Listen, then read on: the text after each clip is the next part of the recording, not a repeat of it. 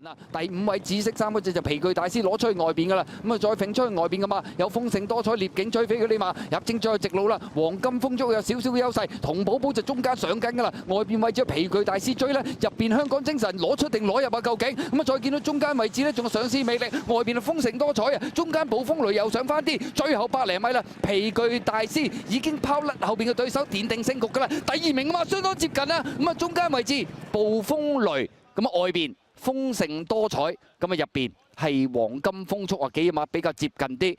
結果今場賽事，縱使出閘唔太快，跑法上面有啲唔同咗，但係皮具大師都一樣拋甩野馬，跑第2名。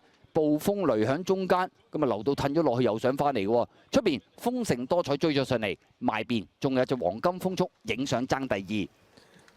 繼續都係民家良啲5班馬喎，呢隻係皮具大師把道先拔頭籌。暴風雷睇嚟嘅機會呢，第2機會大啲。豐盛多彩可能有第3，入邊呢，黃金風速睇嚟有第4。繼續都係2隻着燈嘅馬 Q 翻嚟。係啊，落到54蚊喎呢隻。